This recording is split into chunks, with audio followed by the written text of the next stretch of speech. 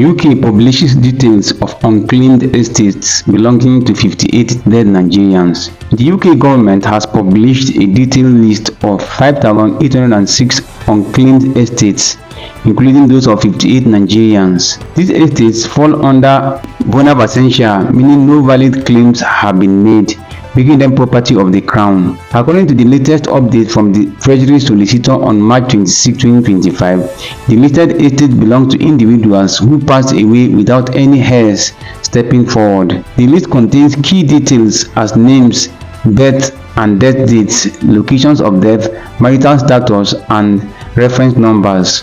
Under UK law, unclaimed estates remain with the Crown for 30 years. If no rightful heir claims them within this period, they become permanent Crown property.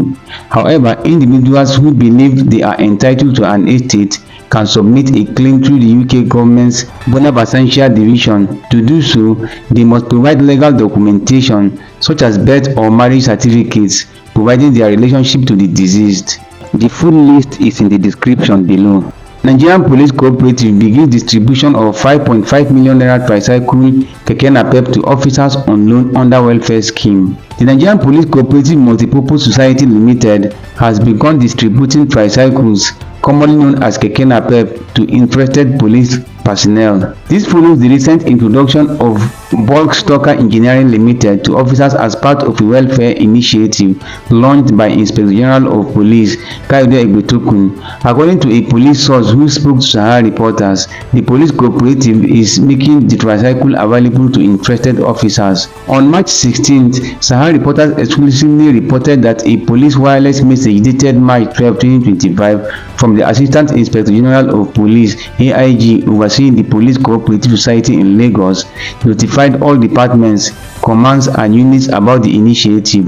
The message identified Bulk Stocker Engineering Limited as the supplier of tricycle trucks, trike pickups, TTI single cabins, tricycle taxis, trike taxi TP7 models, and tricycle ambulances.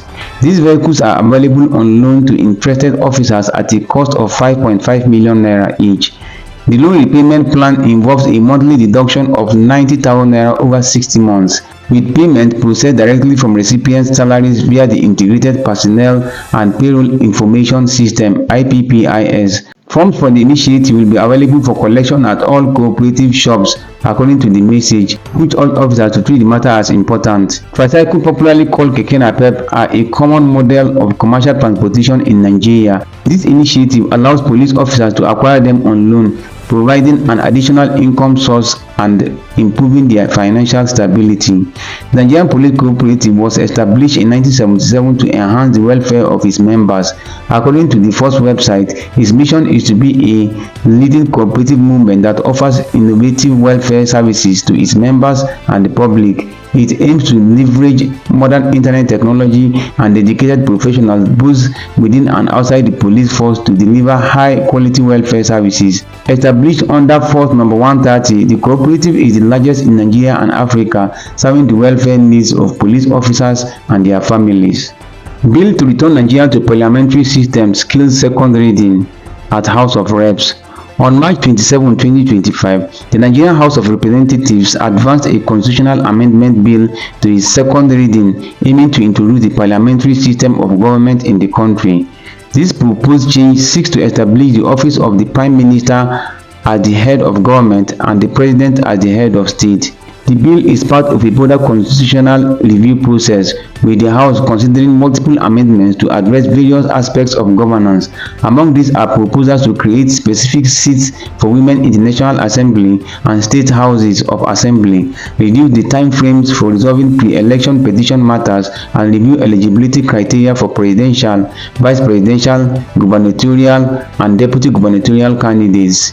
This legislative activity underscores the House's commitment to evaluating and potentially restructuring Nigeria's political and administrative frameworks. The progression of these bills through the legislative process reflects an ongoing effort to address governance issues and implement reforms aimed at enhancing the country's democratic institutions. I am on a mission to destroy obedient movement, says Omokri. Former presidential aide and political commentator Reno Omokri has publicly declared his intent to dismantle the Obedient Movement, a group of supporters backing Peter Obi, the Labour Party's presidential candidate in 2023 elections. Omokri asserts that his opposition stems from personal experiences with the movement's members. In a recent interview on Breakfast Central, Omokri stated, "I took a vow to destroy that movement because Peter Obi was a project of mine." He elaborated on his instrumental role in Obi's political ascent, claiming responsibility for Obi becoming the running mate to Atiku Abubakar in 2019 presidential election. Omokri recounted that after Obi's departure from the People's Democratic Party to join the Labour Party ahead of 2023 elections, he faced hostility from Obi's supporters. He described receiving multiple death threats and instances where individuals allegedly tracked him and his family during their activities in the United Kingdom. Despite reaching out to Peter Obi to address these concerns, Obi refused to denounce the individuals involved.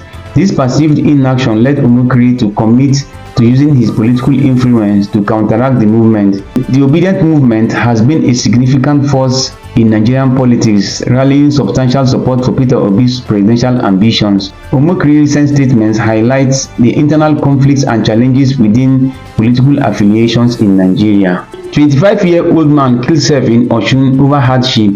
A 25-year-old man named Joseph Abodunrin from the Dabolu community in Osogbo local government area of Osun State has reportedly died by suicide, citing economic hardship and mental health struggles. Before his death, Joseph shared a series of distressing messages on social media, expressing feelings of despair and hopelessness. On March 9th, he tweeted about being in a very tight place and questioned why he should continue fighting to stay alive. In a final message, he indicated he had run his race and was passing on the baton, leaving his password in his diary and bidding goodbye. Family members confirmed his death on social media, with his cousin Grace expressing shock and emphasizing the importance of mental well-being. As of now, Joseph's body has not been recovered despite sharing his location before the act. The Osun State Police Command has stated that they are not yet aware of the incident but will provide updates as more information becomes available.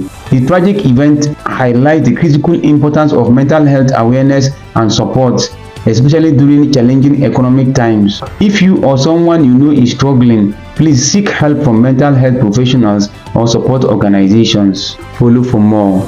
March 27, 2025.